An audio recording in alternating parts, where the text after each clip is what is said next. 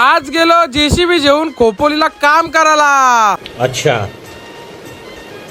ठीक है। दुपारचे मस्तपैकी निघलेलो भाई आम्ही वन साइड जायला खोपोलीला, कारण की भाई थोडंसं काम होतं आपला। पोहोचलो 10 मिनिटांनी डायरेक्ट खिडूक पवारचे सिग्नल न बघता तर लई मोठी लाईन लागलेली ट्रॉफिकची। मग आता भाई रॉंग साईडच्या टाकायला लागल। ट्रॉफिक बिपिक डायरेक्ट पार करून आम्ही लागलो डायरेक्ट खोपोली हायवेचे रोडला। 1 तासाची रनिंग पार करून डायरेक्ट पोहोचलो आमच्या खोपोलीचे जागेवर। भाई इथं थोडासा काम होता जागेचं, मग त्यासाठी आम्ही दोघंच आले। डोंगराची वरती आलतो तर भाई एकच नंबर व्ह्यू दिसतो होतो। मग 4-5 फोटो काढला आणि बघा भाई व्ह्यू कसा दिसतं ना। या साईडला आपली जागा सगळं काही काम कपून आम्ही पण निघलो डायरेक्ट आम्ही घरा जायला। संध्याकाळची पक्की भूक लागलेली, मग आलो डायरेक्ट तलोजा पेठ गावला वडापाव खायला। सगळं काही पोट पूजा करून आलो डायरेक्ट आपल्या गॅरेज वर, कारण की भाई मामाची गाडी इथं बनवायला टाकलेली, मग ती बघायला आलतो थोडाफार कसं काय काम चालू आहे त्या गाडीचा। सकाळची भाई खोपोलीला चाललेलो तो मुकुंदानी गाडी दिली ती भाई सीएनजी टाकी फुल करून, मग आपण पण भाई रिटर्न देताना फुलच करून देऊ आपले मुकुंदाचे दुकान। आणि कालती बघतो तर बारका पोऱ्या मारत झारू ना, नंतर समजला भाई या पोऱ्याचं नाव सारू म्हणून मारत झारू।